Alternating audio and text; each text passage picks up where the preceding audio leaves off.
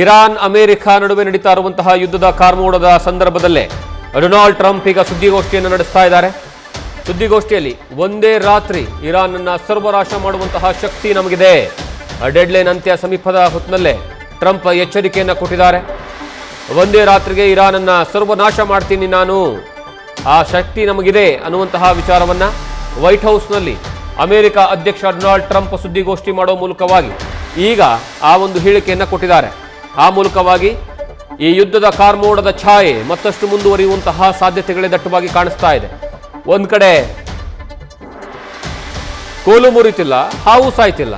ಕಾರಣ ಏನು ಅಂದ್ರೆ ಇರಾನ್ ಎಷ್ಟೇ ಅಮೆರಿಕ ದೊಡ್ಡ ಮಟ್ಟದಲ್ಲಿ ಎಚ್ಚರಿಕೆಗಳನ್ನು ಕೊಡ್ತಾ ಇದ್ರು, ಅದಕ್ಕೆ ಯಾವುದಕ್ಕೂ ಸಹ ಡೋಂಟ್ ಕೇರ್ ಅನ್ನೋ ರೀತಿಯಲ್ಲಿ ಇರಾನ್ ಹೇಳ್ತಾ ಇದೆ. ಆದರೆ ಅಮೆರಿಕವೂ ಸಹ ನಾನು ಸುಮ್ಮನೆ ಕೂತ್ಕೊಳ್ಳೋದಿಲ್ಲ ಅನ್ನುವಂತಹ ಪ್ರತಿ ಬಾರಿಯ ಹೇಳಿಕೆಯ ರೀತಿಯಲ್ಲೇ ಇವತ್ತು ಸಹ ಡೊನಾಲ್ಡ್ ಟ್ರಂಪ್ ತಮ್ಮ ಸುದ್ದಿಗೋಷ್ಠಿಯಲ್ಲಿ ವೈಟ್ ಹೌಸ್ನಲ್ಲಿ ಮಾಧ್ಯಮಗಳನ್ನು ಉದ್ದೇಶಿಸಿ ಮಾತನಾಡೋ ಸಂದರ್ಭದಲ್ಲಿ ಈ ಬಾರಿ ಮತ್ತೆ ಖಡಕ್ ಎಚ್ಚರಿಕೆಯನ್ನು ಕೊಡುವಂತಹ ಕೆಲಸವನ್ನ ಮಾಡಿದ್ದಾರೆ. ಇಡೀ ಇರಾನ್ನ ಒಂದೇ ರಾತ್ರಿಯಲ್ಲಿ ಸರ್ವನಾಶ ಮಾಡುವಂತಹ ಶಕ್ತಿ ನಮಗಿದೆ. ಅದರ ಜೊತೆಗೆ ಮೊನ್ನೆ ಆಯ್ತಲ್ಲ ಆಪರೇಷನ್, ಅಲ್ಲಿರುವಂತಹ ಪೈಲಟ್ ಅನ್ನ ಎತ್ತಕೊಂಡ್ಬರುವಂಥದ್ದು, ಅದರ ಬಗ್ಗೆಯೂ ಸಹ ಡೊನಾಲ್ಡ್ ಟ್ರಂಪ್ ವಿವರ ಕೊಡುವಂತಹ ಕೆಲಸವನ್ನ ಮಾಡಿದ್ದಾರೆ. ರಾತ್ರೋರಾತ್ರಿ ನಾವು ಇರಾನ್ ಅನ್ನು ನಾಶ ಮಾಡುವಂತಹ ಶಕ್ತಿ ನಮ್ಮಲ್ಲಿದೆ, ಬೇಕಾದರೆ ಯಾವುದೇ ಕ್ಷಣದಲ್ಲಿ ಬೇಕಾದರೂ ನಾವು ಮಾಡ್ತೀವಿ. ಇರಾನ್ಗೆ ಖಡಕ್ ಎಚ್ಚರಿಕೆಯನ್ನು ನೀಡಿದ್ದಾರೆ ಡೊನಾಲ್ಡ್ ಟ್ರಂಪ್. ಈ ಎಚ್ಚರಿಕೆ ಪ್ರತಿ ಬಾರಿಯೂ ಸಹ ಆಗ್ತಾ ಇತ್ತು, ಆದರೆ ಈ ಬಾರಿಯ ಎಚ್ಚರಿಕೆ ಸ್ವಲ್ಪ ಮಟ್ಟದಲ್ಲಿ ಎಫೆಕ್ಟ್ ಆಗುವಂತಹ ಸಾಧ್ಯತೆಗಳು ಕಾಣಿಸ್ತಾ ಇದೆ.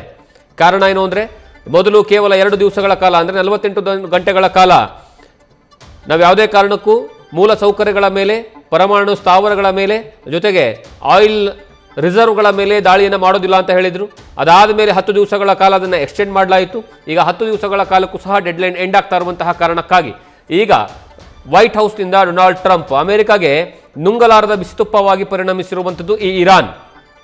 ಕಾರಣ ಏನು ಅಂದರೆ ಅಮೆರಿಕ ಎಷ್ಟೇ ಒತ್ತಡಗಳನ್ನು ಹಾಕ್ತು, ಎಷ್ಟೇ ಖಡಕ್ ಸೂಚನೆಗಳನ್ನು ಕೊಡ್ತು, ಎಚ್ಚರಿಕೆಗಳನ್ನು ಕೊಡ್ತು, ಸಂಧಾನದ ಸೂತ್ರಕ್ಕೆ ಕೆಲವೊಂದು ವಿಚಾರಗಳನ್ನು ಅಂದರೆ ಯಾವೆಲ್ಲ ಕಂಡೀಷನ್ಸ್ಗಳನ್ನು ಹಾಕೊಂಡು ಬರಬೇಕು, ಆ ಕಂಡೀಷನ್ಸ್ಗಳನ್ನು ಹಾಕೊಂಡು ನಾವು ಯುದ್ಧವನ್ನು ನಿಲ್ಲಿಸ್ತೀವಿ ಅನ್ನುವಂತಹ ವಿಚಾರ ಹೇಳ್ತದೆ. ಆದರೆ ಯಾವುದಕ್ಕೂ ಇರಾನ್ ಒಪ್ಪಿಗೆಯನ್ನು ಸೂಚಿಸ್ತಾ ಇಲ್ಲ. ಇದು ಅಮೆರಿಕಾಗೆ ದೊಡ್ಡ ತಲೆನೋವಾಗಿದೆ. ನ್ಯೂಸ್ ಫಸ್ಟ್ ನಿರ್ಭೀತಿಯಿಂದ ನಿಮ್ಮ ಪರವಾಗಿ.